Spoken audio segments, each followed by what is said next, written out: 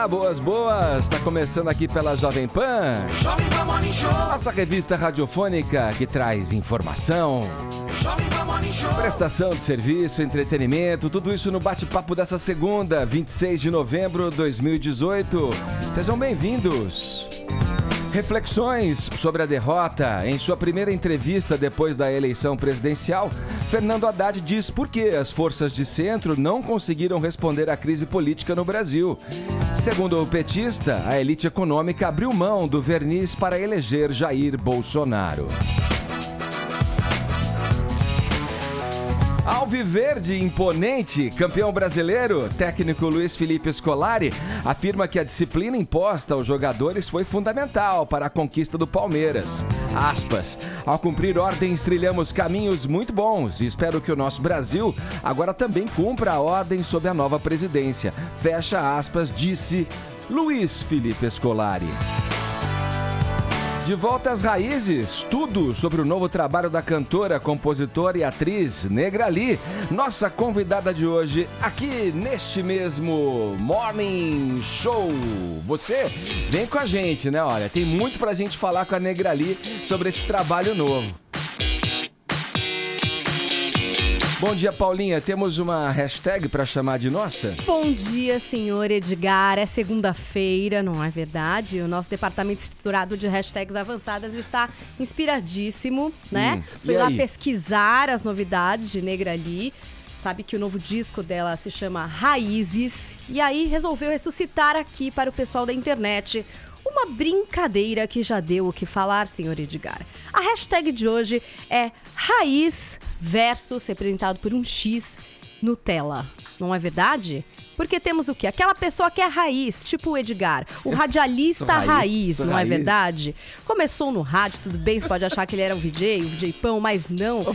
Ele é o radialista raiz. E aí a gente tem radialistas Nutella que podem ficar chateados se eu começar a nomeá-los agora. Então eu não vou fazer isso, porque quem quer ser o Nutella da situação? Você quer ser o raiz, né? O roots, que isso, o verdadeiro. O Caio Coppola não se sentiria.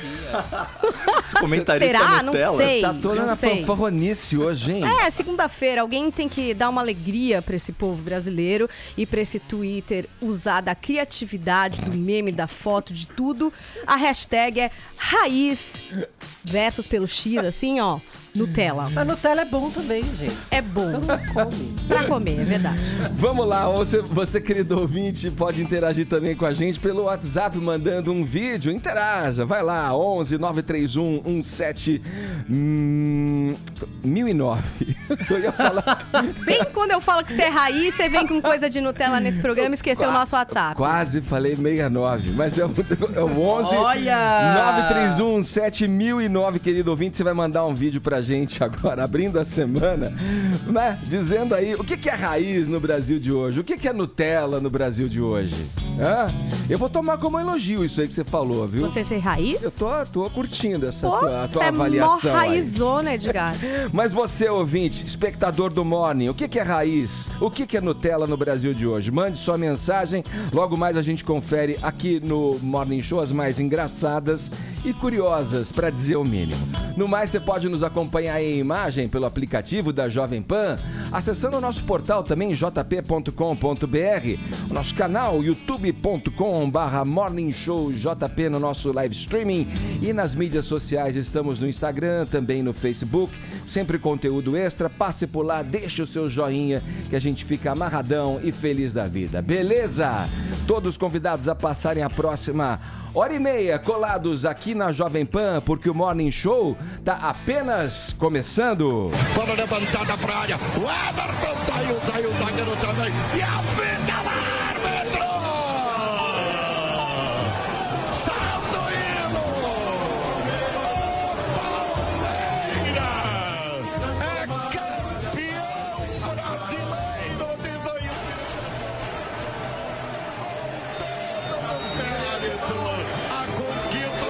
E o Maurão segurando ali, hein, Edgar? Mauro Betti segurou até o final ali para poder gritar é campeão, assim como todo torcedor palmeirense, né, que ontem soltou finalmente o grito de Deca campeão, viu, Ed? Exatamente. E tava lá esperando o Nilson César conferir e depois soltou, né? Extravasou como todo palmeirense. E foi uma vitória, foi uma conquista justa, né, Vini? Foi uma conquista trilhada durante um campeonato feito com excelência pelo Palmeiras, né? Foi uma conquista justa, uma conquista merecida e que muito passou pela figura, Edgar, de Luiz Felipe Scolari, Exatamente. O Filipão, que estava um pouco desacreditado, né, quando chegou ao Brasil aí no seu retorno, depois de uma passagem lá pelo Uzbequistão.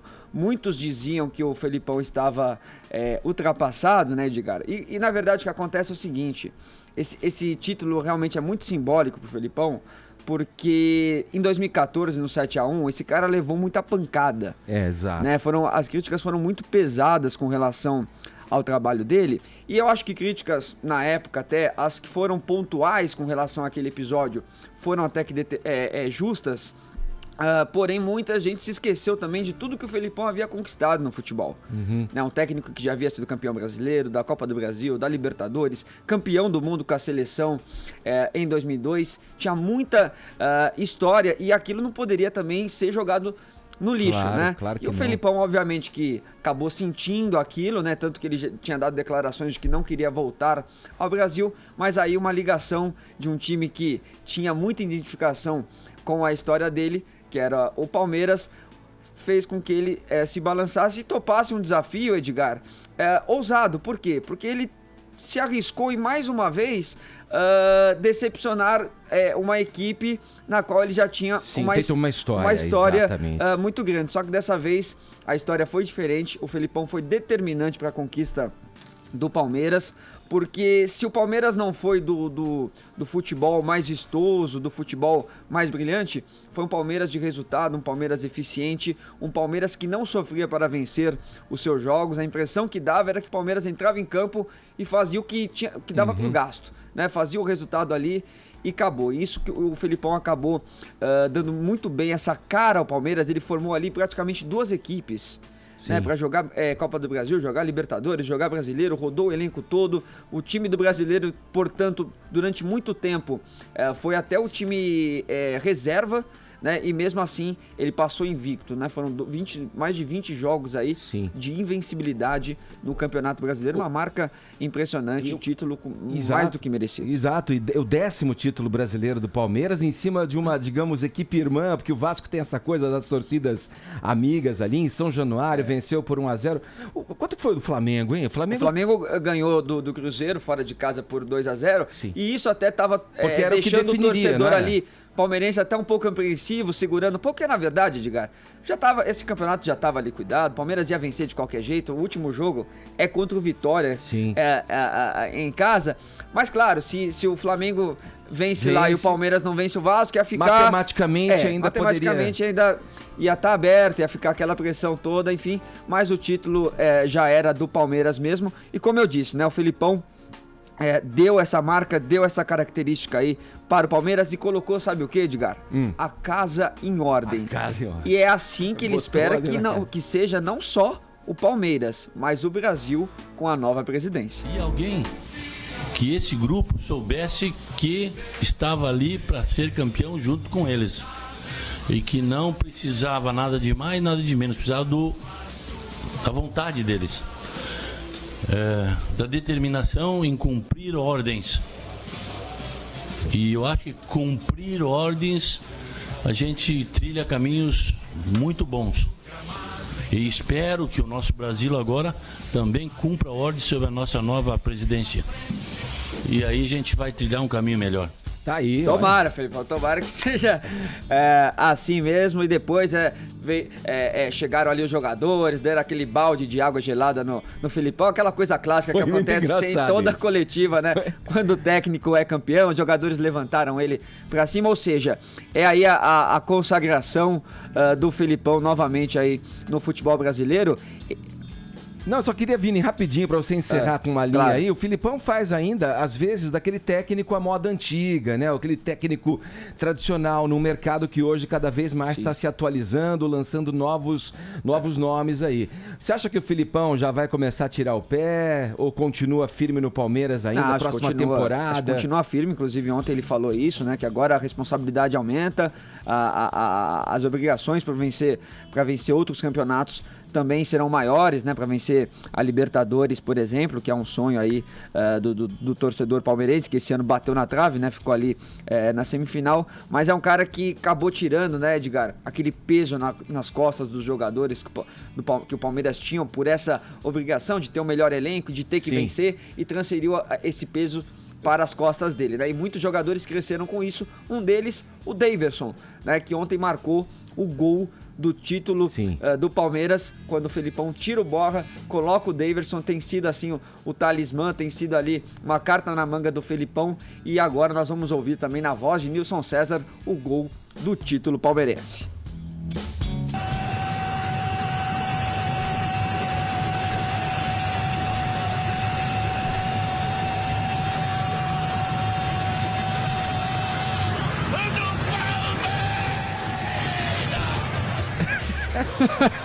E o Mauro levanta ali as mãos pro céu, né?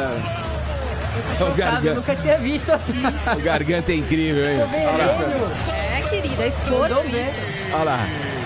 O Palmeiras estava muito bem. Foi que o cruzamento lá para a esquerda para o William deu Ô, Vini. Grande narração do Nilson. Grande narração, o Garganta é incrível mesmo. Ele tá mandando um WhatsApp direto pra mim aqui. A gente tá fazendo a brincadeira no WhatsApp hoje e pedindo pro ouvinte participar pelo nosso Twitter, pela nossa hashtag. O que é raiz e o que é Nutella? O Nilson César me mandou aqui, ó. Tá cheio de técnico Nutella por aí. O Filipão é raiz. Ele é raiz total. Felipão é raiz. Tá aí, parabéns pro Palmeiras, Deca campeão, o que também é um pouco polêmico, mas como diz o Mauro Betti, tá insatisfeito, reclama lá na CBF, né? Porque é oficial. Ô, Vini, vamos ampliar aqui do futebol brasileiro pro futebol da América Latina, a Libertadores, que vexame ali, vergonha, hein? Aquela questão envolvendo a violência com o ônibus do Boca, Pois é, Edgar, o adiamento da partida. A maior final da história da Libertadores acabou não acontecendo até o momento. Se naquela primeira final tinha sido adiada também um dia, né, por conta da chuva, né, Edgar, que acabou tornando ali o gramado impraticável. Dessa vez foi a violência mesmo. Os torcedores do River Plate receberam ali o ônibus do Boca Juniors sob pedras, né, apedrejaram ali o ônibus do Boca, e essas pedras acabaram aí ferindo alguns dos jogadores. O que ficou mais ferido foi o capitão do Boca, o Pablo Pérez, que inclusive vai ter que passar por um procedimento cirúrgico aí no olho, porque teve um estilhaço ali que pegou no olho do jogador do Boca Juniors. E aí a final tinha sido remarcada do sábado para o domingo, mas no domingo o Boca enviou também uma solicitação, uma notificação à Conmebol dizendo o seguinte: não temos condições iguais de jogo. Sim. E não tinha mesmo, né? Porque jogadores do Boca aí não poderiam estar, desculpe, na mesma condição que os jogadores do River Plate. Alguns também chegaram a vomitar por causa do gás de pimenta ali da polícia, enfim. Lamentável, né? Uma final muito esperada, o primeiro jogo foi muito legal. E agora amanhã, né, Edgar, vai ter uma reunião aí com o presidente da Conmebol, o presidente dos clubes, para definir quando será esse jogo. Agora a Conmebol é conivente com esse tipo de situação. A Conmebol não tem punições necessárias e permite que isso aconteça no futebol sul-americano, infelizmente. Vamos ver se vai ter alguma coisa dessa vez. Aí nós estamos vendo as imagens, né, do momento que o ônibus do Boca chega. É apedrejado. E aí acaba sendo apedrejado. Tem um outro, mostra aí, Brunão. Esse dentro do ônibus do Boca, lá, eles estão comemorando. E daqui a pouco começa ali um clima de tensão que eles percem. Janela que quebrando. que as janelas estão quebrando. É ignorância sem tamanho, isso aí. Exatamente. Infelizmente, né, Diego? Infelizmente. Vamos girar o assunto nesse começo de Morning Show, nessa semana, nessa segunda-feira, agora falando da apresentadora Xuxa, da TV Record. Ela tá brava, hein, Paulinha? Tá bravíssima. Qual o motivo? O que aconteceu? Olha, quem acompanha a Xuxa nas redes sociais, principalmente pelo Instagram, pôde conferir o que aconteceu com ela nesse final de semana. Então ela foi se apresentar em Fortaleza, levar lá o show da Xuxa, e faz diversas apresentações aí pelo Brasil, né? Levando os shows da Rainha dos Baixinhos para se divertir. E aí, ela terminou o show, ela voltaria para o Rio de Janeiro à meia-noite. Eis que, Edgar, isso não aconteceu.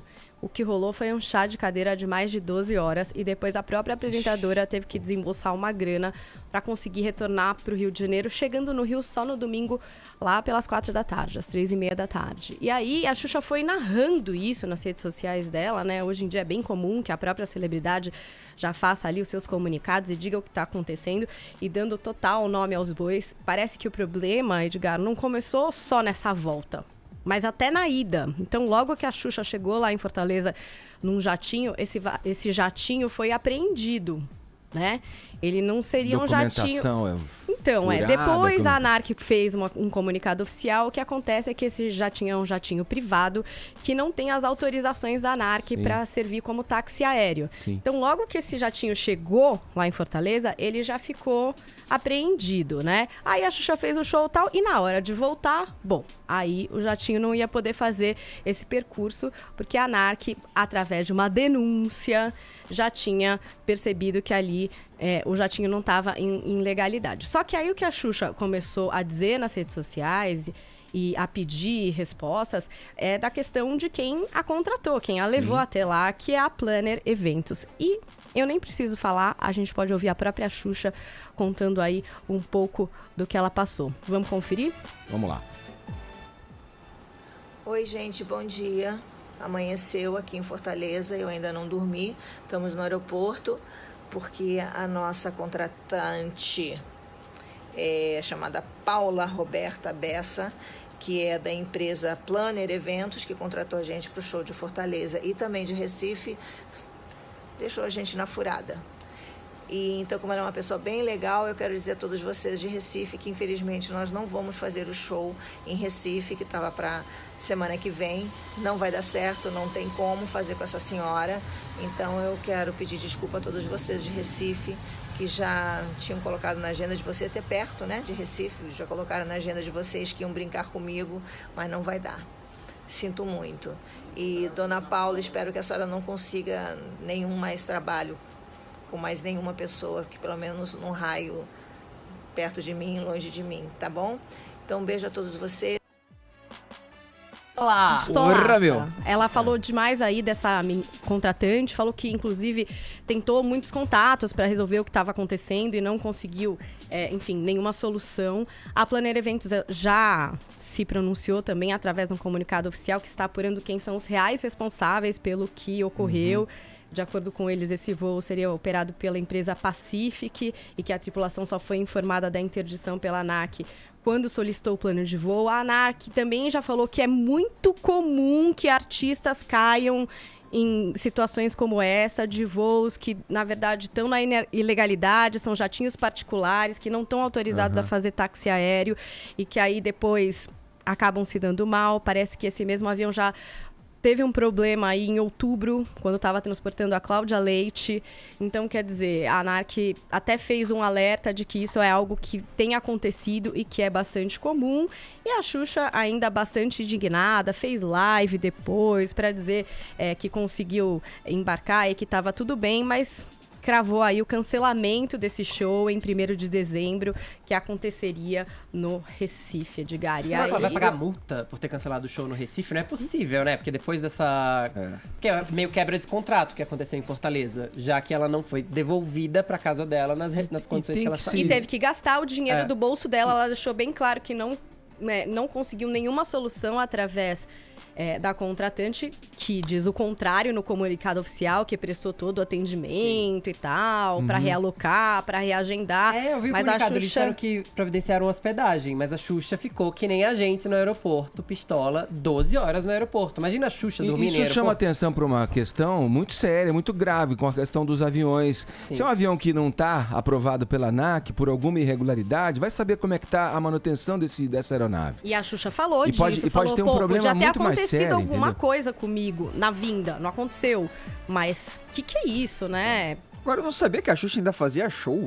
Ah, esse show Show dela da é um Xuxa fenômeno. Com músicas do Ela da relembra época o show da vida, né? Mas quem tá falando é o Vini ou é o Silvio Santos? Não, eu não São sabia os mesmo. dois, não sabia sei. mesmo. Vini, sempre lotado, É um mesmo? fenômeno. Aqui em São Paulo já fez uns 4. Caramba. Vamos lá, Fefito, por falar em apresentadores aí da Record, vamos falar aqui de um ex. Né? Olha. Parece que agora De férias com o ex, o vamos. negócio é oficial mesmo. Fábio Porchat deixou mesmo a emissora do Bispo Edir Macedo. Como é que é? Pois é, o Fábio Porchat já tinha anunciado que estava de saída da Record. A Record agora tá torcendo o nariz pra isso, porque o Flávio Rico publicou, inclusive, há umas 2 semanas, que o Jô Soares aconselhou o Fábio Porchat a pedir pra voltar, a não sair da Record. Mas o fato é que o Fábio já tem outros planos pro ano que vem. Então, no ano que vem, ele, além de estrear uma série chamada Homens, que vai ao ar na Amazon, na plataforma de streaming concorrente da Netflix, ele vai ter um talk show no GNT no ano que vem. E, muito provavelmente, vai acabar na Globo. Tanto vai acabar na Globo que ele já gravou uma participação especial na próxima temporada do Tá No Ar. É mesmo? Mas Marcela peraí, você fala talk show, eu já lembro o quê? Pô, Bial, e aí? É um programa que vai entrar em choque com... Não, porque o talk show é pro GNT. Mas aí você falou, vai pra Globo. Vai pra Globo o quê? Ah, certamente vai fazer algum humorístico, alguma bom, série. não necessariamente um talk show. Não necessariamente um talk show. Sim. Ô, Fefito, Entendi. Mas a Globo tá abrindo espaço pra mais talk shows, né? A Tata Werneck vai cobrir as férias do Bial durante janeiro, fevereiro e março com Lady Nights, que vão exibir as 3 temporadas. Agora foi meio grave mesmo essa coisa do Porchat lá na Record, que eu ouvi dizer que até o Jô Soares tentou entrar na parada aí pra convencer ele a ficar. Ah, ficar na Record? É. Foi o que o eu Fefito acabei de falou, falar. Falou? Falei. É, É falou. o Silvio ou é o Vini? Foi pegar que tá? água na hora, né, Não, Vini? e outra coisa, e a Record tentou trazer também a Tata Werneck e não conseguiu? Então, tem essa história de que a Record queria a Tata Werneck pra poder substituir o Fábio Porchat. Chegou a oferecer um salário milionário, mas a Tata é uma Mas pessoa... chegou a oferecer, de fato? Não sei se chegou Ou é a aquelas oferecer de coisas fato, uma meio, coisa meio ah, sondagem, assim, Assim, estamos tem dispostos a a pagar. possibilidade. Eu acho que, na real, o que aconteceu é, vamos checar até quando vai o contrato da Tata. Aí a gente pensa. Só que a Tata tem o Lady Nights que vai pra Globo, que vai ter mais uma temporada no ano que vem no Multishow. Vai fazer uma série chamada Chipados, escrita pela Fernanda Young. Começa a filmar agora, inclusive. E no ano que vem vai ter uma série com o Paulo Gustavo no Multishow. E Tá vai fazer cheio as de férias do projeto, Bial né? também, não tem um negócio assim? Então, exatamente. Vai fazer as férias do Bial durante janeiro, fevereiro e março. Mas assim, com reprises. Do Lady Night. Mas essas então a que já Record quer assistiu. continuar com esse segmento do talk show com outra pessoa. Olha, vai. Agora, quem é o escolhido, ninguém sabe. Dizem que não, mas eu tenho uma tese. Gugu E Liberator. Ah, já pensou no talk show do Gugu? Eu tenho uma tese. Eu tenho um candidato a esse posto. Oi, Quem é? presidiários. É uma tese minha, não é apurado, hein, Paulinha? Não é algo do tipo assim, É um sei feeling, que tá é um rolando. É feeling. um feeling. Acho que pode rolar. Pelo menos é alguém que se candidatará à vaga. Acho que o Ceará é um forte candidato à vaga do Ceará, Fábio Porchat. pode ser. Por um simples motivo. O Ceará é agenciado pela irmã da Sabrina Sato, que emplaca muitas pessoas lá dentro da Record, porque é uma pessoa muito competente. Karina, um beijo, inclusive. E aí, acho que as portas estão meio abertas pra ele aí. É humorista, teve aquele programa no Multishow onde ele fazia entrevistas também, né? Então pode ir Pois é. nesse sentido, né? Acho que faz sentido. Acho que faz bem sentido. Mas, ó, ano que vem o Porchat já estreia no Grupo Globo, digamos assim, no GNT. E em janeiro vocês já vão ver ele no Tá No Ar. Falado, Fefito. O assunto agora é política no Morning Show. O futuro ministro da Saúde, Luiz Henrique Mandetta, voltou a defender que os médicos brasileiros passem por uma avaliação técnica periódica. Vamos para Brasília ouvir essa história com detalhes pelo Zé Maria Trindade, nosso correspondente na capital federal. Zé, inclusive, esse é um ponto de discordância aí com o presidente eleito Jair Bolsonaro, né? Bom dia. Salve, muito bom dia, Edgar, bom dia a todos. Olha, Edgar, esta avaliação de médicos é um debate aqui muito recorrente, né? Mas existem dúvidas sobre essa possibilidade. Nós sabemos que quem se forma fora do Brasil, ou um estrangeiro, né, que vem para o Brasil, tem que passar por um concurso muito difícil, chamado Revalida. Ele é aplicado pelas universidades federais, que apertam muito e dizem até que 1/3 dos médicos formados no Brasil não passariam por esse Revalida se houvesse a necessidade. Paralelo a isso tem a OAB, a Ordem dos Advogados do Brasil, que tem a sua regulamentação quase toda constitucionalizada ou em forma de lei, né, que exige o teste da OAB para que o formando, né, possa exercer a função de advogado. Senão ele fica bacharel e não tem o número da OAB, não pode exercer a profissão. Pois bem, o ministro indicado para a saúde tocou num ponto muito sensível. Imediatamente o presidente eleito Jair Bolsonaro respondeu. ele disse que não quer esse tipo de teste para médico e tocou aí numa novidade, é sobre o teste da OAB. Ele é contra, demonstrou ser contra esse teste, dizendo que alguns se transformam em boys de luxo. Isso porque o bacharel em direito, né, que não é advogado, ou seja, não tem OAB, vão se empregar em escritórios de advocacia e ficam trabalhando, só não assinam os processos, enfim, se transformam realmente num boy e numa figura decorativa e trabalhando muito, porque afinal detém conhecimento jurídico. Então o presidente Jair Bolsonaro, de quebra, deu uma dica de que não gosta dessa história aí da OAB de fazer o teste e nunca para os médicos do Brasil. Agora, o ministro Mandetta, na verdade, Edgar, ele falou na possibilidade não de um teste, de um revalida, né? Mas de uma atualização de médicos e uma avaliação de conteúdo dos médicos. É muito difícil você fazer uma avaliação sem dar nota, sem reprovar e aprovar, né? Tem uma questão aí, né, Trindade? E aí, Caio, o que você achou aí? Você concorda com o futuro ministro da Saúde, o Mandetta, a respeito dessa questão aí? Eu acho que a fala do presidente Bolsonaro, presidente eleito, ele acabou reduzindo a discussão para uma questão do exame de certificação, né? A analogia mais óbvia aí com o exame da ordem dos advogados do Brasil. Mas a fala do Mandetta ela é mais ampla, ela fala no sentido de um marco regulatório para o exercício da medicina e a bem da verdade, a legislação que regula... isso estaria a cargo, desculpe, do legislativo, esse marco regulatório. Sim, e também um pouquinho de autorregulação, né? A gente tem... se você pegar aí a legislação que dispõe, né, sobre os conselhos de medicina, ela é de 1957 e o futuro ministro ele trouxe um dado interessante, né? A vida profissional média do médico é de 40 anos. Então você imagina que durante todo esse processo, após a inscrição dele no CRM, ele com, 25 anos de idade, ele nunca mais passa por nenhum tipo de acompanhamento. Falando aí de direito comparado, nos Estados Unidos, por exemplo, você tem sim um sistema de educação médica continuada, obrigatória, né? Avaliação por pontos e tal. E a fala do futuro ministro, ela vem no contexto de um aumento assim, exponencial dos cursos de medicina, né? Só de 2003 para 2013 foram quase 180 cursos criados, né? E a certificação a posteriori, né, depois da formação, ela é mais um mecanismo de controle e de segurança, né, para a sociedade, para os pacientes, né, desses futuros médicos, claro. Sobre a expertise deles, né? Trazendo aí agora puxando um pouquinho para o exame da ordem, né, dos advogados, segundo os dados da FGV, a aprovação média ela é inferior a 20%. Então, você imagina a importância desse controle de qualidade. O presidente falou aí nos office boys de luxo, mas quem tem um pouquinho mais de contato com a realidade dos escritórios sabem que muitos desses office boys ainda estão com dificuldade de aplicar a norma culta do português, né? Então, eu acho que o exame da ordem ele é bem-vindo e eu não vejo com maus olhos um novo marco regulatório no caso da medicina. Mas eu queria dar uma filosofada um pouco, Edgar, falar sobre uma outra atualização nessa pauta da saúde, porque a gente tem dados novos chegando sobre o Mais Médicos, né? Uma questão que a gente já debateu amplamente aqui. E aqui eu queria colocar, né, que a gente falou muito do dilema utilitarista, né? Vamos dizer assim, né? Utilitarismo, aquela corrente filosófica que propõe uma certa racionalização da moralidade, né? Então, o quão legítimo é você fazer um mal visando um bem maior, né? A maximização da felicidade, né? Isso que o utilitarismo fala.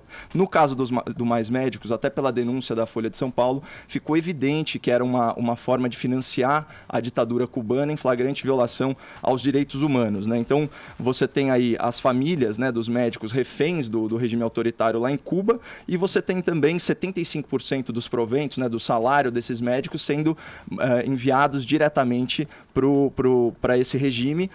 Então, fica aí praticamente um sistema de trabalho análogo à escravidão.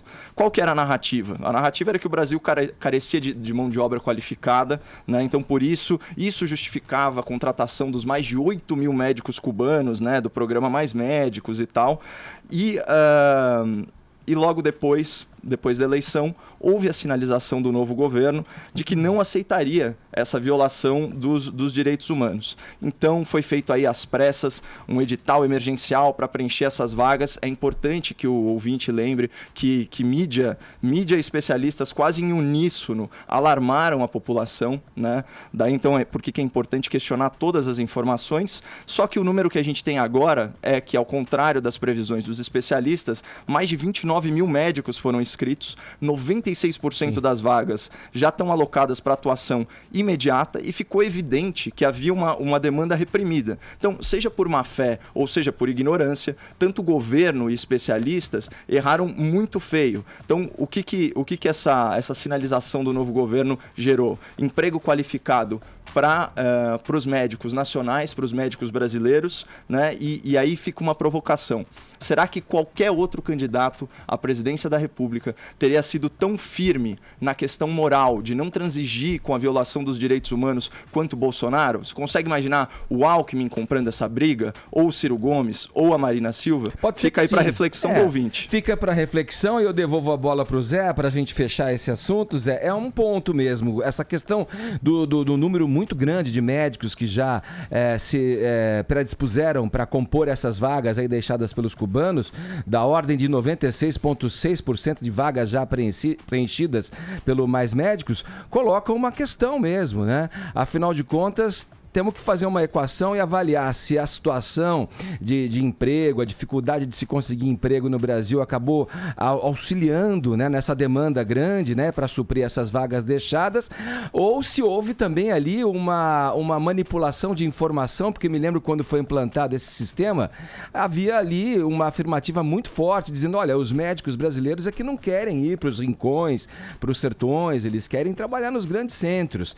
Mesmo que isso seja uma vontade inicial, parece que com o preenchimento maciço dessas vagas, Trindade, a coisa não era bem assim não, né? O que você pensa? Foi um projeto elaborado ali, colocado na mesa da ex-presidente Dilma, exatamente por Cuba, né? Porque se transformou num produto de exportação médico cubano. Esse projeto original que está em andamento, ele deu a mesma oportunidade, aliás, a prioridade primeira foi para quem formado no Brasil ou programa revalidado no Brasil. Segundo, para os brasileiros que se formaram no exterior e não fizeram revalida. E terceiro lugar, para os médicos estrangeiros que não têm revalida, e aí entraram os cubanos. Eles nunca foram a maioria, mas acabaram se transformando na marca desse programa, que teve um erro brutal de não substituir os médicos cubanos com o tempo. Quanto a essa história de trabalho análogo à escravidão, isso não é verdade. Isso aí pressupõe uma prisão, endividamento, um trabalho encarcerado, isso não é verdade. Quanto à possibilidade de retenção dos parentes lá em Cuba, isso é verdade, mas não me consta que os parentes tenham sido libertados pelo Brasil. Alguns vão ficar, muitos. Os brasileiros gostaram, Edgar, tanto deles, que alguns se casaram com eles, né? Mulheres e homens casaram com eles. Tem a ideia de tanto que amaram a presença deles. Agora, ficou muito evidente que foi um programa entregue ao Brasil. E agora pode ter modificado o mercado de trabalho e os médicos brasileiros, que bom, aceitaram ir para o interior. O que eu não aceito é a obrigatoriedade, né, de um médico ir para o interior. E, além desse debate todo, é o seguinte, a qualidade do atendimento é questionado. Porque os médicos dizem que um atendimento mal feito é pior do que um não atendimento, porque ele dá a impressão de que ficou bem cuidado e os médicos têm ressalvas, enfermeiros têm ressalvas ao atendimento dos cubanos. Então, esta é a situação. Tá certo, Trindade. Uma questão que vai ficar ainda sendo discutida durante algum tempo, e o importante é que o Brasil também se dispõe a formar médicos de estrutura, de base, para que esses cargos, que a primeira avaliação dentro da medicina, todos sabemos que é das mais importantes, quando você pode diagnosticar aí muitas questões mais sérias, e aí, em decorrência dessa detecção, você encaminhar o paciente, e é isso que a gente espera que o Brasil, a partir daí, forme mais médicos também de estrutura e de base. Obrigado, viu, Trindade, pelas informações, bom trabalho para você em Brasília, um grande abraço, meu camarada. Perfeito, até mais, obrigado. Agora 10h34, horário de Brasília.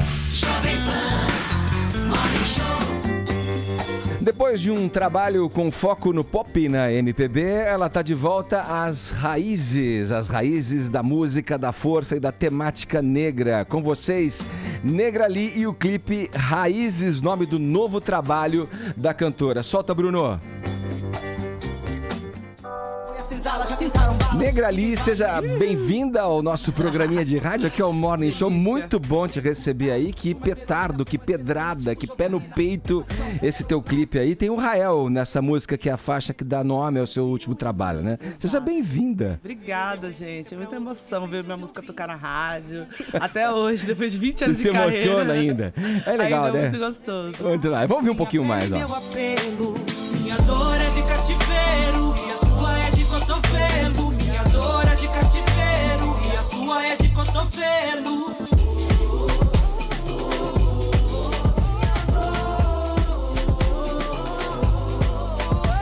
Tem uma questão no texto de apresentação desse trabalho, você diz o seguinte aí, ó, aspas pro texto da Negra Lee. A gente não nasce sabendo que é negra. Vamos adquirindo essa consciência ao longo da vida. Me lembrou uma frase também ali da filósofa Simone de Beauvoir, dizendo que, né, não se nasce mulher, torna-se mulher, né? No seu caso ainda mulher e negra. Como é que se deu essa dupla descoberta e o que você encontrou nesse caminho até a descoberta em si? Não demorou muito, né, pra descobrir. Isso foi na escola, né, principalmente porque nasci na periferia, pobre.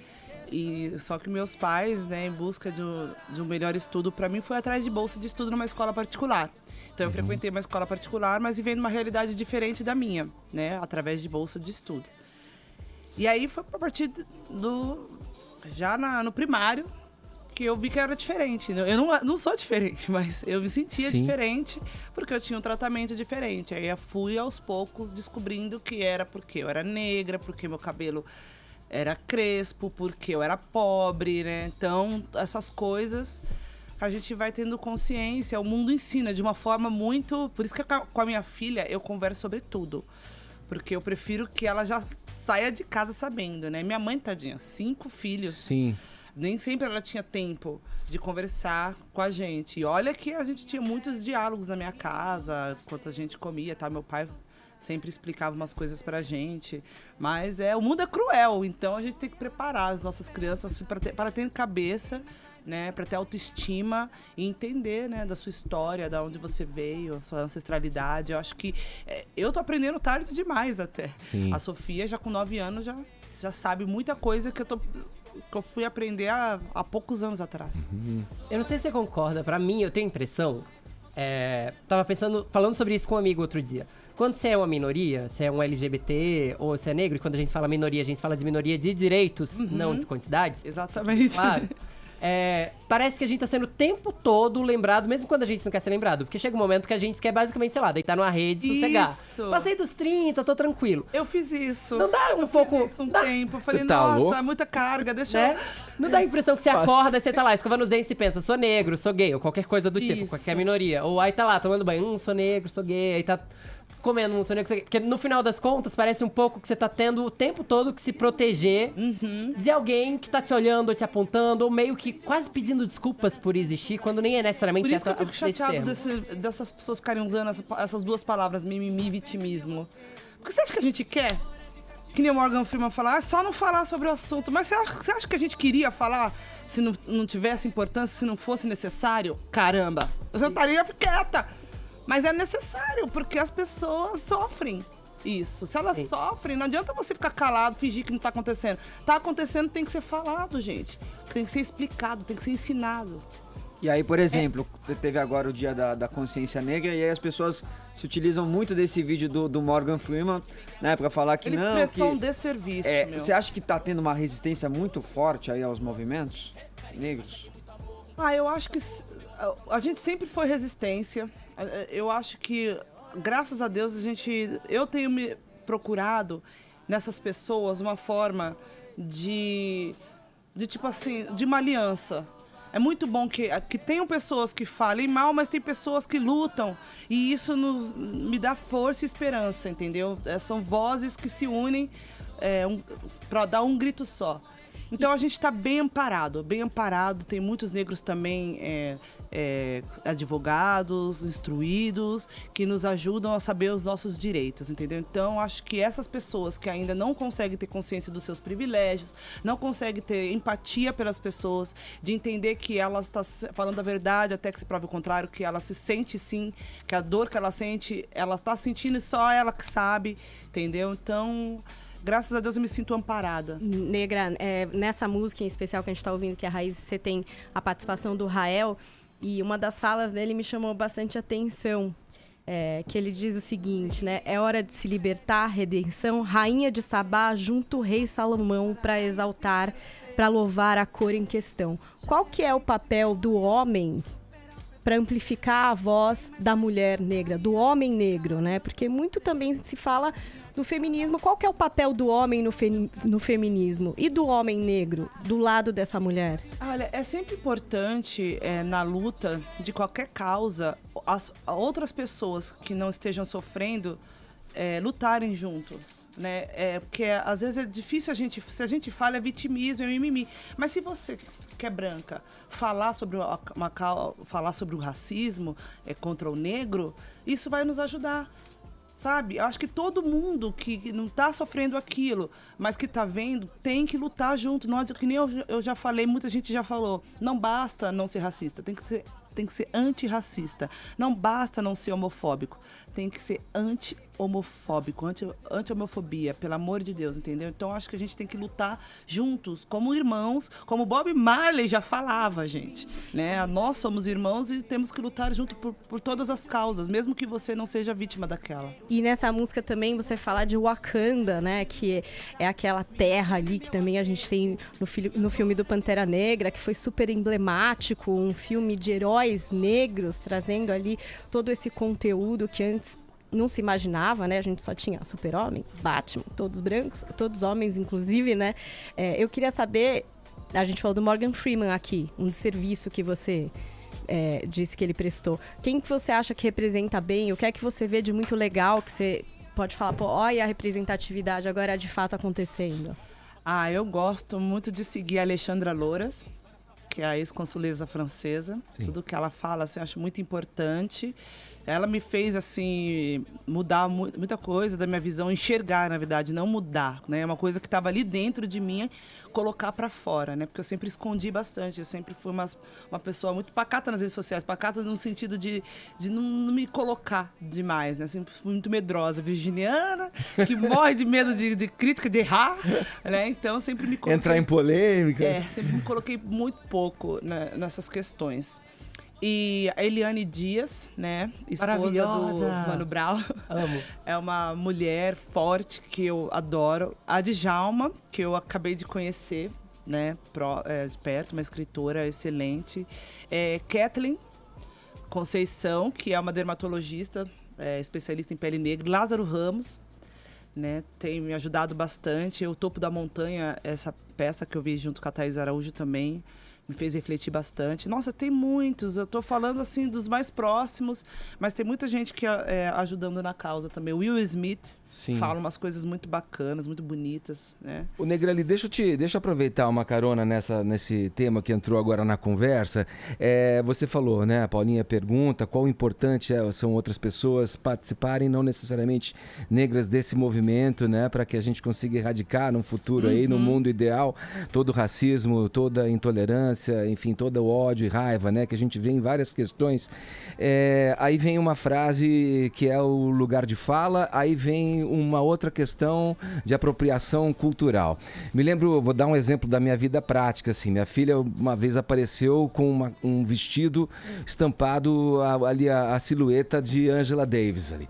Eu comecei, isso suscitou uma discussão em casa da gente, olha filha, as pessoas estão um pouco ensandecidas, polarizadas com essa questão, gente abordando outras na rua, olha, esse turbante não lhe pertence, não usa esse turbante, e isso gerou uma conversa em casa, né?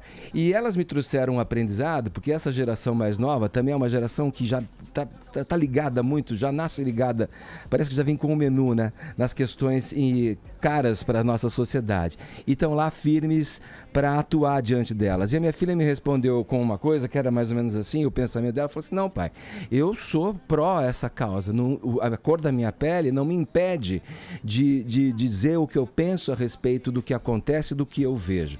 Aí eu falei, ok, filha, mas cuide-se, né? Como pai, eu falei, tenha cuidado porque as coisas estão exacerbadas hoje em dia. Porque tem muita gente também com pouca informação. Aí eu te passo a pergunta, como a gente vive um momento de acomodação, das pessoas entenderem e tatearem por onde podem seguir adiante.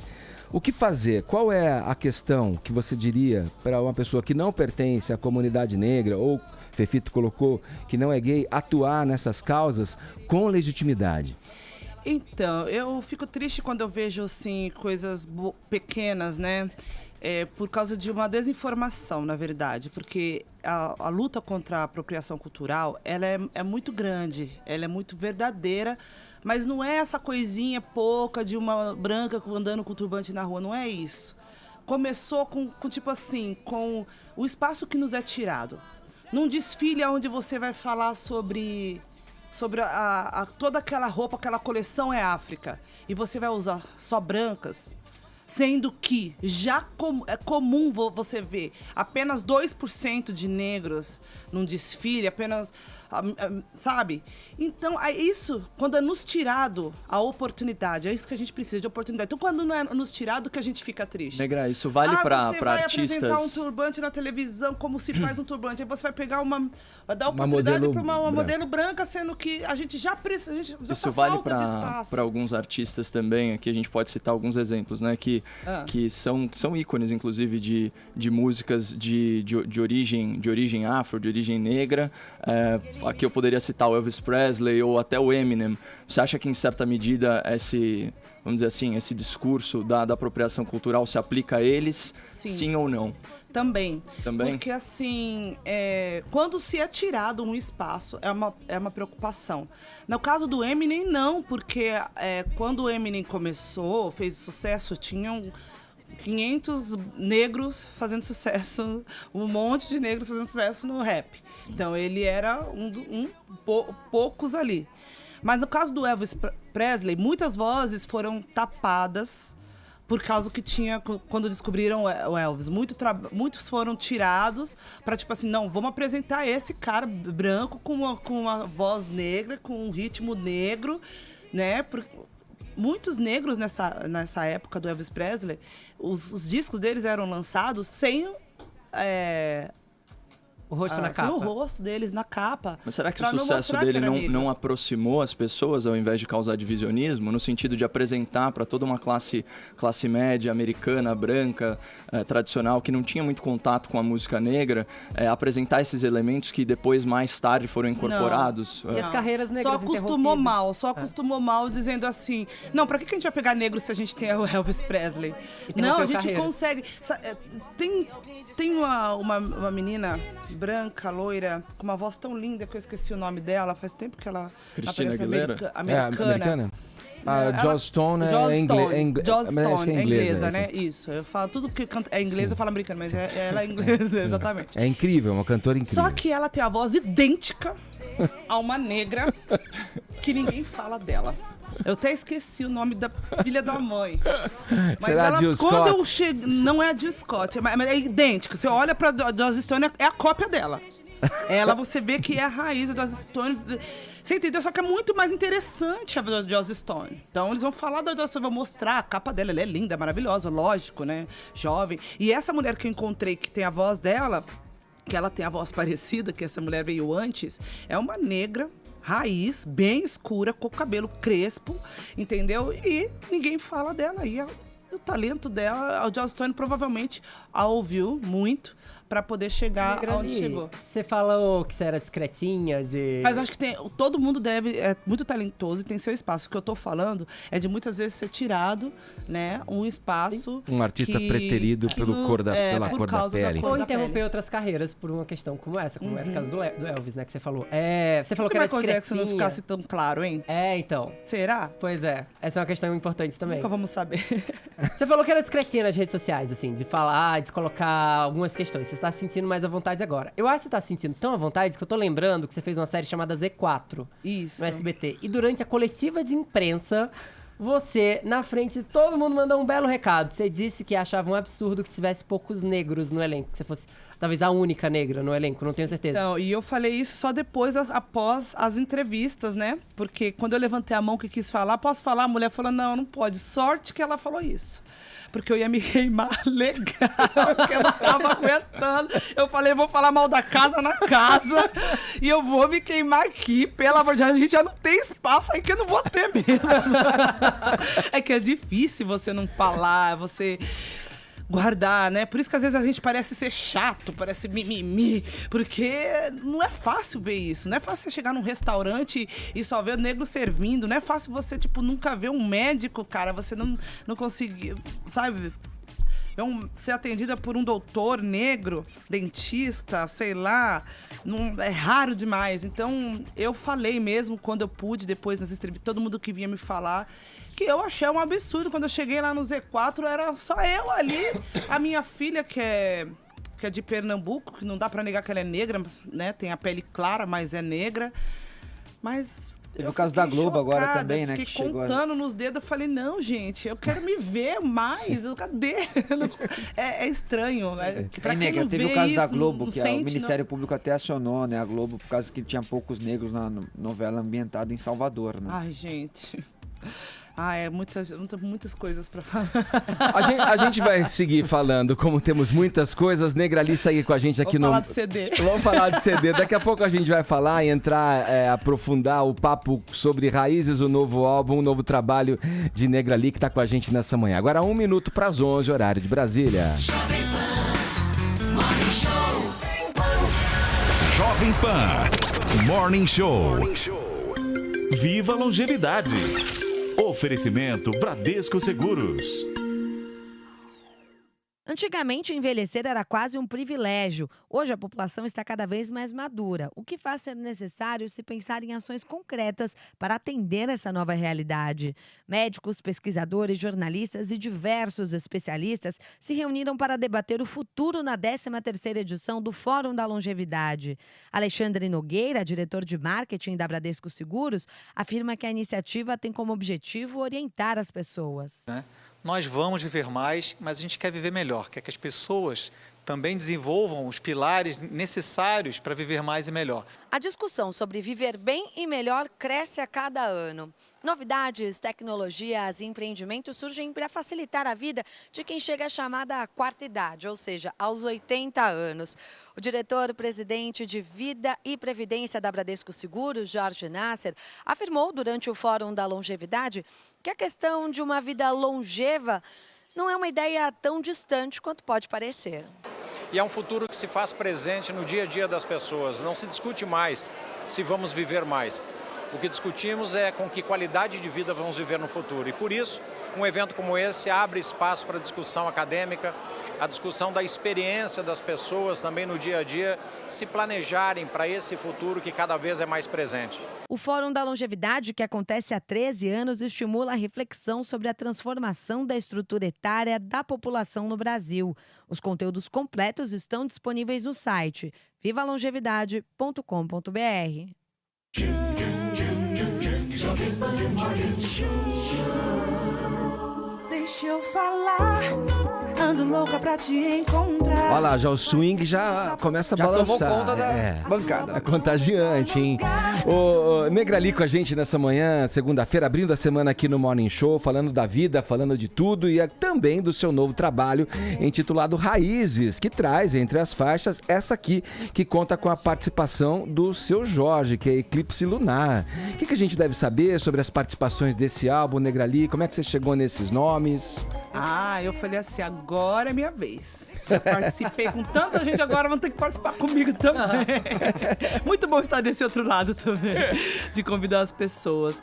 A gente foi pensando em pessoas que seriam importantes, que seriam interessantes, na verdade, eu juntar, né, viver essa experiência. Por exemplo, o Gabi.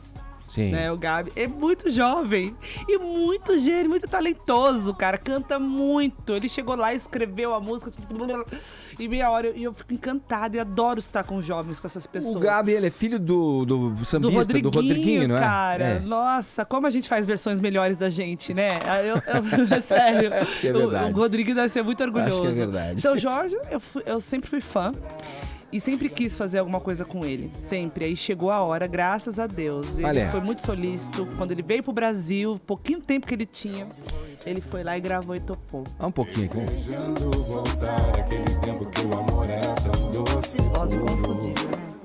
Pois a gente se conhece bem. Eu, você e mais ninguém. Compro uma passagem. Por falar em parceria, esse final de semana, por coincidência, eu tava assistindo um clipe que era seu com o Chorão. Ah, que delícia. Do acústico, não e eu é? acho, exatamente. E eu acho que muitas pessoas acabaram conhecendo a Negrali pela participação do Chorão. E depois eu fui procurar na internet outras coisas e tal. E aí eu assisti você no Serginho Groisman falando da importância desse lugar, que você falava assim, esse lugar que ele me deu e que não deu tempo de retribuir tanto. Queria que você falasse um pouco sobre essa parceria. Ai, nossa, todo mundo que pergunta, você já fez tantas parcerias, qual a mais importante? Lógico que se não fosse o RZO ter me dado espaço, o Chorão não me conheceria, então não dá nem pra falar. RZO é a parte, é minha casa. Mas a participação especial que eu fiz com o Charlie Brown mudou a minha vida, porque até então eu era conhecida no movimento hip hop. Foi através dessa participação que eu fui conhecida pelo Brasil todo e assinei com a gravadora e tudo. E foi muito importante pra mim. Esses dias eu cantei em Santos e eu sempre cantei a música deles no meu show, né? A música nossa, né? Nos meus shows, mas quando eu cantei lá, cara, eu não conseguia, eu tremia, eu chorei, assim, eu me emocionei muito, porque eu sentia a vibração, sabe? Por ser o lugar onde eles nasceram, moravam e, poxa... Foi muito triste, assim, porque eu queria que ele me visse crescer, que ele me visse hoje, que eu pudesse falar Chorão, sabe? Se pudesse ter mais oportunidade de falar com ele, de agradecer, porque no começo da carreira ele não só me deu espaço, ele me deu muitos conselhos também. E eu lembro de todas as palavras dele. Ele me ajudou a abrir um pouco a minha mente, porque eu tinha a mente muito fechada do rap, assim, eu achava que não pode, não sei o que, não. Ele, a gravadora quer assinar, vai te dar uma entrada, não, que eu vou me vender. Aí ele, a Xuxa falou pessoalmente que quer que você vá lá cantar música comigo, vamos. Eu, não, que eu nunca fui na televisão, sou do rap, vou lá pra cantar rock. Ele, por favor, você não pode pensar assim. Aí ele conversava, me explicava tudo, tinha a maior paciência comigo, sabe, de entender que eu era desse jeito por causa do universo que eu vivia. Então ele tinha uma paciência de me explicar e tal. E de falar que não seria fácil também a fama, que ia vir um monte de coisas ruins junto com as coisas boas. E ele tinha razão. Ele falava, por exemplo, nadando com os tubarões. Ele reclamava um pouquinho do lance da gravadora, do jeito como elas... espremem a gente, arranca tudo da gente quando a gente não quer quando a gente não dá mais suco. Sim. Vem outra gente mais jovem, mais frescor, abandona mesmo. Então ele sempre falou isso pra mim. Então eu entrei na gravadora e ele falou isso e é verdade, porque como tem muita gente, gravadora grande, né, que eu falo. Como tem muita gente, mas eu não tô falando mal. Tô falando mal o sistema, né? De como é o sistema, porque as pessoas em si lá dentro, tem pessoas boas, claro. Mas é uma confusão porque é muito grande, muita gente dando opiniões e tal. E quando é um fluxo muito grande, você não tem a atenção que você merece, entendeu? Então... Negrali, você falou que você tem 20 anos de carreira, o que é assustador, porque né, essa carinha aí... com 3. Bem conservada. Tipo Michael Jackson, sabe? Assim, hoje a gente tem várias mulheres no hip hop arrasando, e no rap, a Carol Conká, Luana Hansen, tem uma lista gigante de mulheres que a gente pode dar. Mas como era há 20 anos? Você deve ter carne de pescoço pra se emplacar? Como é que uma mulher na periferia de São Paulo diz... Não vou trabalhar em empregos comuns, eu vou ser rapper. Não foi assim, menino.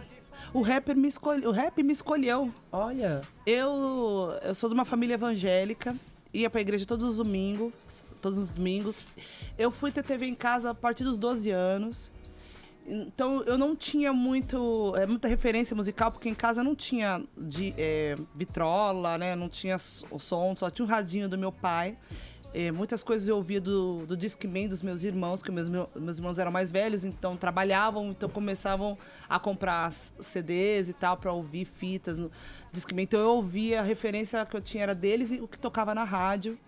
E foi cantando dentro da sala de aula que um amigo me viu e falou: tem um grupo de rap, você não quer cantar? Cantei por um tempinho nesse grupo, mas aí tava tão precário, tipo assim, cantava só pra nós, não tinha ninguém.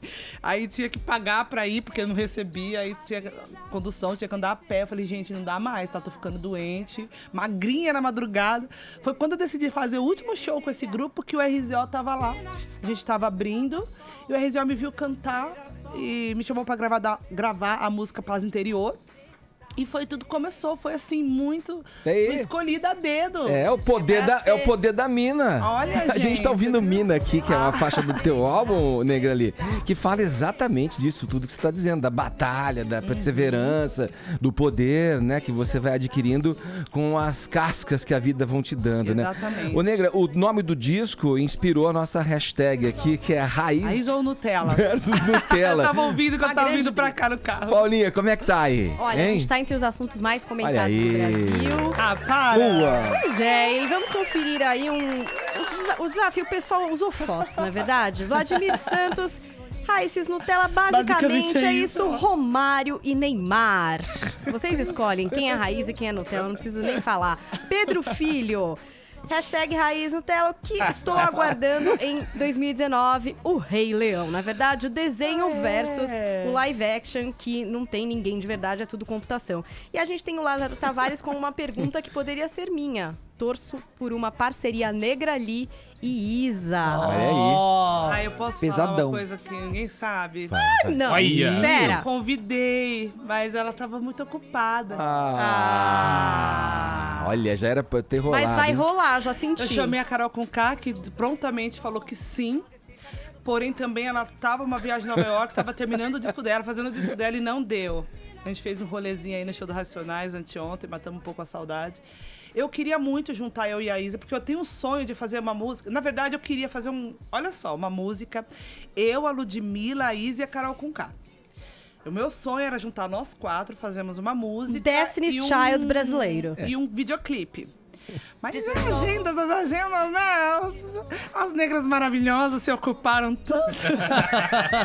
Que Gente, bom. organizem isso, por favor. Negra Tô Lee. esperando. Na minha mesa em 5 minutos. Mas eu não canso de sonhar, tá? É isso aí.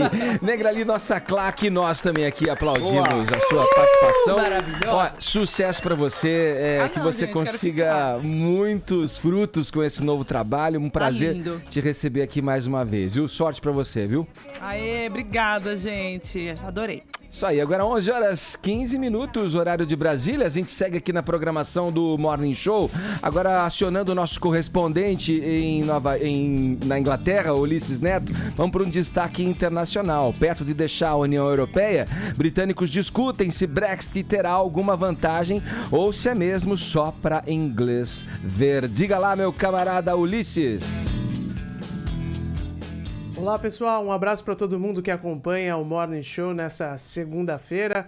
A semana aqui na Inglaterra começou com as discussões do Brexit dentro de casa agora. Já é um assunto que domina a vida britânica há tantas semanas, mas está entrando na fase de decisão, porque o divórcio se aproxima, está marcado para o dia 29 de março de 2019, e os termos dessa separação também estão sendo concluídos. Ontem, a União Europeia, depois de muito debate, acusações, até um climão entre os dirigentes europeus e britânicos, finalmente o texto desse acordo foi aprovado pela União Europeia.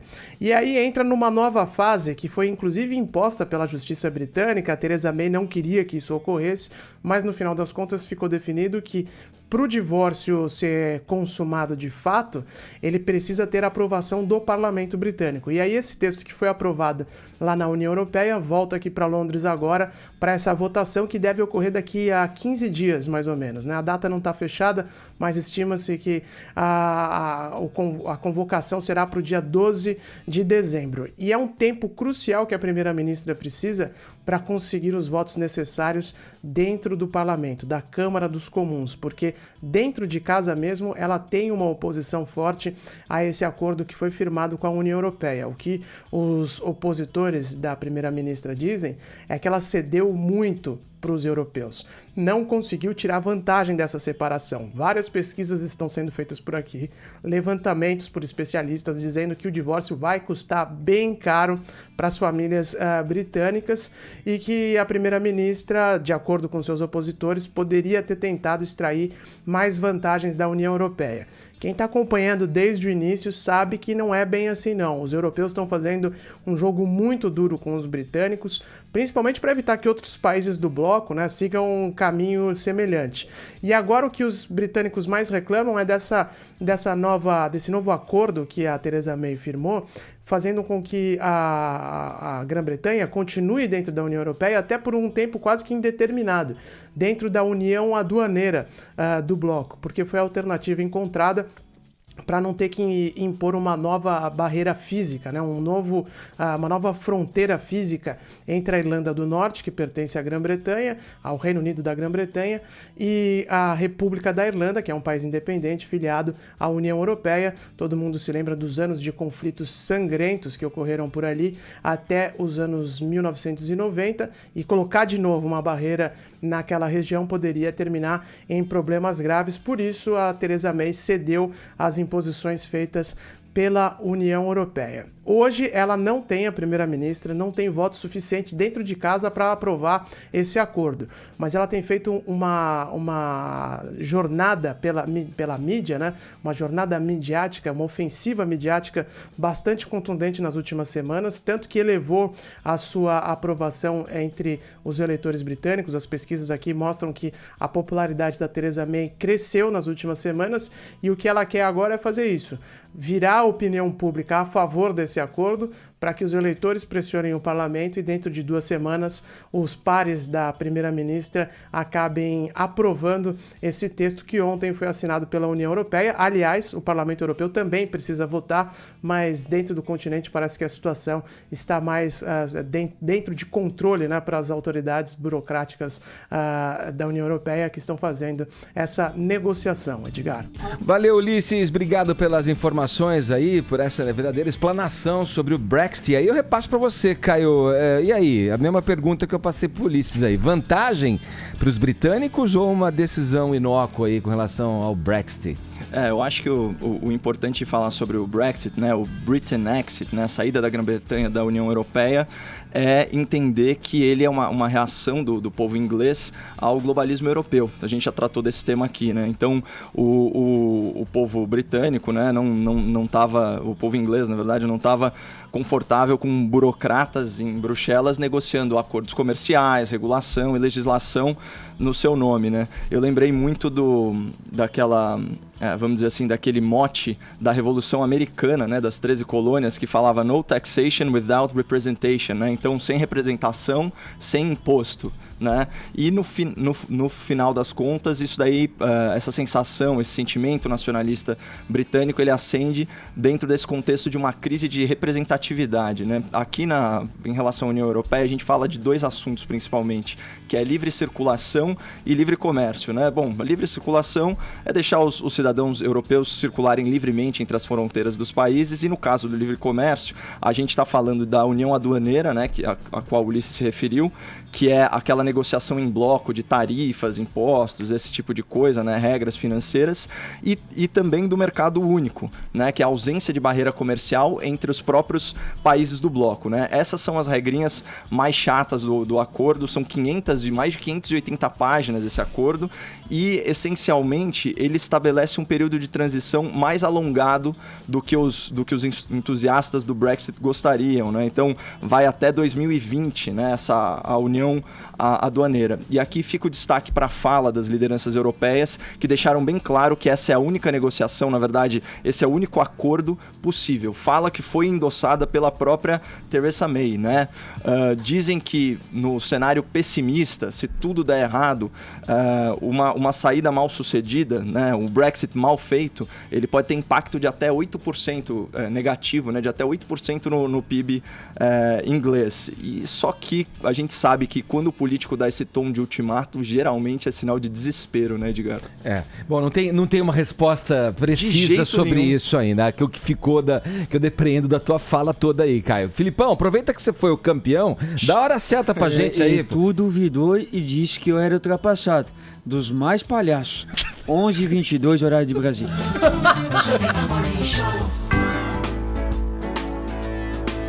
A gente vai para a reta final desse Morning Show de segunda com mais um destaque da política. O ex-prefeito de São Paulo, Fernando Haddad, disse que a elite abriu mão do verniz para eleger Jair Bolsonaro. Em entrevista à Folha de São Paulo, o candidato derrotado do PT na disputa presidencial avalia que as classes dirigentes nunca quiseram parecer ao mundo o que de fato são. O petista afirma que há 2 anos já previa que a extrema-direita teria mais espaço na cena brasileira, mas que ele, Haddad, errou ao imaginar que João Dória, do PSDB, lideraria esse campo. Vamos lá, Caio, já na reta final do programa, o que você sublinhou aí da sua leitura dessa entrevista de Fernando Haddad? É impressionante, viu, Edgar? Quem lê a entrevista não consegue imaginar que a gente está falando de um cara que tem mais de 30 processos nas costas, né? Por improbidade administrativa, corrupção, lavagem de dinheiro e enriquecimento ilícito. É incrível como ele se coloca como comentarista completamente isento de todos os problemas nacionais dos quais ele fez parte, né, como membro aí da alta cúpula petista, né, enfim. Eu acho que o grande objetivo dele nessa entrevista foi enquadrar o governo Bolsonaro de uma forma pejorativa. Então, ele vai falar que esse é um movimento autoritário, ele usa muito a expressão neoliberal, ele vai até neopentecostal, né, falando dos evangélicos, e ele pontua muito uma suposta agenda regressiva. Eu separei alguns trechos, alguns até cômicos, né? A falta de autocrítica do Haddad é digna do livro dos recordes, né? Quando a jornalista faz a pergunta para ele, né? Qual a sua visão de quem foi derrotado? A resposta dele não reconhece sequer a derrota. Ele fala o seguinte: antes de mim tiveram uns 12, né? Então, assim, é sempre jogando para lateral. Vamos lembrar que o ex-candidato, ele não teve nem a dignidade de reconhecer a derrota no dia, né? Ele teve que, nas palavras dele, esperar o coração dele ficar mais leve para mandar os cumprimentos ao vencedor por tweet, né? Então esse episódio aqui é bem ilustrativo. Bom, ele fala muito da questão de pautas neoliberais, regressivas, fala que o Bolsonaro é o Trump dos trópicos, né? E sempre tentando taxá-lo aí como um cara extremista. E tem a fala que já foi bem pontuada aí sobre a elite, né? Ele fala o seguinte: achava que a elite econômica não abriria a mão do verniz que sempre fez parte da história do Brasil. As classes dirigentes nunca quiseram parecer ao mundo o que de fato são. Mais uma vez, isso é só uma versão gourmet daquele discurso nós contra eles, patrão versus empregado, opressor e oprimido, e por aí vai, né? Ele só deu uma repaginada nisso. Na hora que ele fala do Lula, ele de novo encampa a perseguição política, né? Ele fala assim que o Lula foi condenado num processo frágil que nenhum jurista sério reconhece como robusto. Fico imaginando se ele não reconhece o valor jurídico dos 21 magistrados, né? Acrescentamos agora a juíza substituta Gabriela Hart, dos 21 magistrados que julgaram o Lula, incluindo 11 ministros e 8 apontados pelo próprio governo.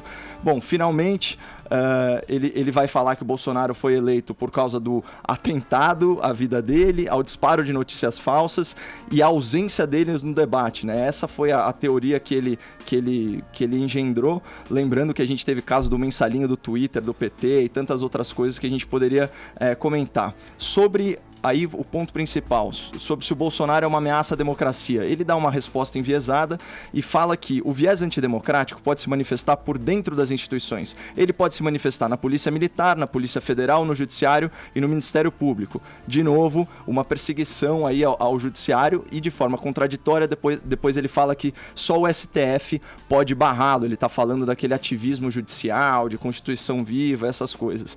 Mas enfim, é mais do mesmo, não tem muita coisa aí de novidade, e quando a jornalista pressiona ele para fazer uma autocrítica do PT, ele fala que não tem uma entrevista minha em que não tenha apontado um erro de diagnóstico, uma falha, ou seja, o erro é de interpretação, é de análise, não é falha de caráter, não é falha de definir prioridades, gestão. Quando ela pergunta para ele sobre desvios, ele fala de caixa 2, e a corrupção bilionária, né? A gente tem aí o processo do quadrilhão do PT com mais de 1,5 bilhão de desvio, né, sendo apontado. Então, enfim, só para finalizar, um ponto que eu achei muito sensível foi quando ele comenta sobre o voto evangélico. A jornalista fala que o partido perdeu votos na periferia e em redutos que sempre vencia, né? E aí ele responde: há estudos mostrando que se eu tivesse no mundo evangélico o mesmo percentual de votos que tive no mundo não evangélico, teria ganhado a eleição. E ele fala que os evangélicos estão inseridos nessa pauta regressiva, né? E que ele fala da ética neopentecostal e da teologia da prosperidade compatíveis com essa pauta regressiva. É óbvio que ele perdeu o voto dos evangélicos porque ele acusou de charlatanismo os líderes, né, dessas religiões, e também porque ele cometeu aquela gafe de levar um monte de ateu para ir rezar e comungar na igreja. Vamos finalizando o Morning Show dessa segunda, Paulinha. Temos ganhadores aí, os tuiteiros que participaram da nossa enquete, da nossa hashtag. E hoje levaram a nossa hashtag para os assuntos mais comentados desse país, Boa. né, Edgar? Juan Tapia. Que grande nome. Tô falando com você agora. Você ganhou um kit do Morning Show. É isso aí, vamos ficando por aqui. Amanhã a gente volta na programação da Jovem Pan. Muito obrigado pelo prestígio, pela audiência. É isso aí, cuidem-se. Morning Show.